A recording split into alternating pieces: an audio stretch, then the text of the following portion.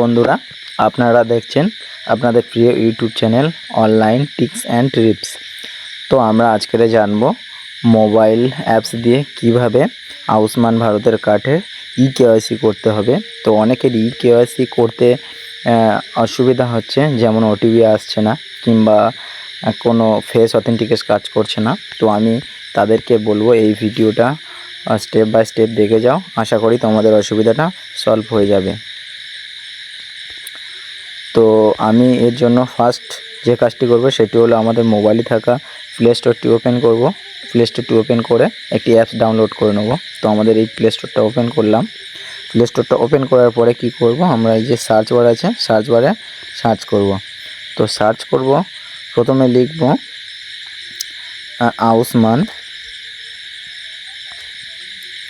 আয়ুষ্মান লেখার পরে আমরা এই যে অ্যাপসটা আছে এই অ্যাপসটা নিয়ে নেব দ্বিতীয় নম্বরে।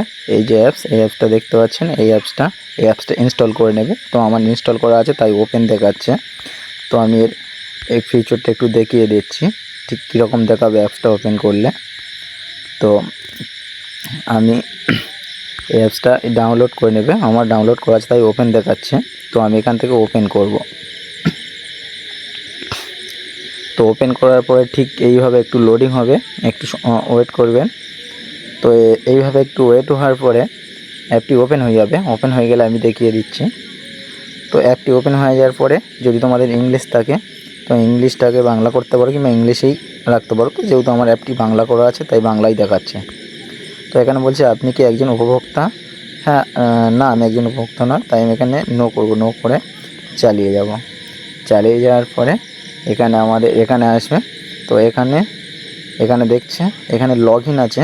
তো আমাদের এখানে লগ ইন করতে হবে। তো ফার্স্ট অফ অল আমরা এই লগ ইনের উপর ক্লিক করব। লগ ইনের উপরে ক্লিক করার পরে একটু ওয়েট করবেন।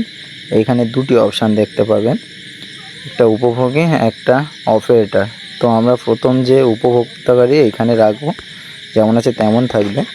তো এইখানে আপনাদের মোবাইল নাম্বার, তারপরে ক্যাপচা কোড, তারপরে এই যাচাইকরণ এটা করতে হবে। তো আমরা প্রথম মোবাইল নাম্বারটা লিখে নেব।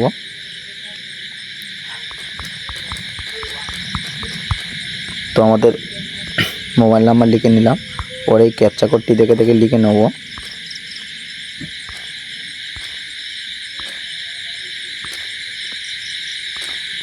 ক্যাপচা কোডটিও লিখে নিলাম, লিখে এখানে যাচাইকরণে ক্লিক করলাম। তো করার পরে একটু প্রক্রিয়া অনুরোধ করছে। তো আমাদের এখানে একটি মোবাইলে ওটিপি, তো আমাদের এখানে সময় দিয়েছে, ওটিপি আসলে ওটিপিটা থেকে আমরা লিখে নেব। তো আমার ওটিপি চলে এসছে। তো আমি ওটিপিটা এখানে বসিয়ে দেব। তো আমাদের ওটিপিটা একটু দেখে নিই। তো এখানে আমাদের ওটিপি 077609। তো আমাদের ওটিপি এখানে বসিয়ে দিয়ে টিক করলাম, করে লগ ইন করলাম। একটু ওয়েট করতে হবে, লোডিং হবে। তো করার পরে কি করতে হবে, এটাকে এখানে ক্লিক করে দেবে, একটু ওয়েট করবে, এটা লগ ইন হয়ে যাবে। তো এরকম লেখা দেখাবে। পরে আয়ুষ্মান ভারত পিএম যোজনাতে ক্লিক করবে, করার পরে এখানে ওয়েবসাইটটি ওপেন হয়ে যাবে। তো প্রথমে আপনার স্টেট কিংবা রাজ্য, তো আমার বাংলা করা আছে বলে রাজ্য দেখাচ্ছে। তো আমাদের রাজ্যটা সিলেক্ট করে নিতে হবে, যার যা হবে। এখানে সব রকম রাজ্য দেওয়া আছে, সিলেক্ট করে নেবে। যেহেতু আমরা ওয়েস্ট বেঙ্গল তাই ওয়েস্ট বেঙ্গলটাই সিলেক্ট করব। ওয়েস্ট বেঙ্গলটা সিলেক্ট করার পরে একটু লোডিং হবে। তো লোডিং হওয়ার পরে এখানে অনুসন্ধানের মাধ্যম অর্থাৎ সার্চের কি ধরন সেটা সার্চ করবে। তো আমি এখানে ড্রপ ডাউনে ক্লিক করব। ওই ration card number, family ID, Aadhaar number, PM Yojana card number. তো আমরা এখানে রেশন কার্ড কিংবা আধার কার্ড দিয়েই করব। তো আমি রেশন কার্ড দিয়েই করলাম। তো এখানে বলছে আইডি নাম্বার, যেহেতু রেশন কার্ড দিয়েছি তাই রেশন কার্ড নাম্বার এখানে আমরা লিখে দেবো। তো আমি আমাদের রেশন কার্ডটা দেখে রেশন কার্ড নাম্বার লিখে দিলাম। তো তোমাদের রেশন কার্ড লিখে দেবে। পরে কি করবে, এই যে ক্যাপচাটা দেখে এখানে টাইপ করে নেবে। তো ক্যাপচাটা দেখে আমি টাইপ করে নিলাম।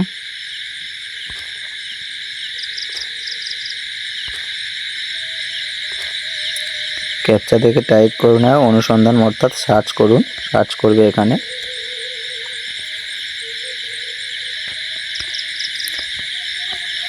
সার্চ করবে, একটু ওয়েট করবে।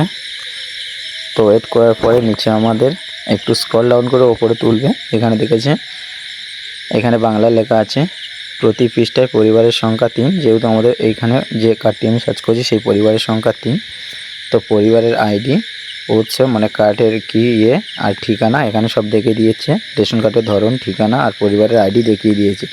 তো পরিবারের যে হেড এখানে দেখতে পাচ্ছ KYC করুন, এইখানে একটা লাল হয়ে গেছে, এটাও KYC করুন। আর দ্বিতীয় নম্বরটা দেখুন ভেরিফাই পেন্ডিং, এটা ভেরিফাই হচ্ছে, ভেরিফাই হয়ে গেছে, পেন্ডিংয়ে আছে। আর এই দুটো KYC করতে বলছে।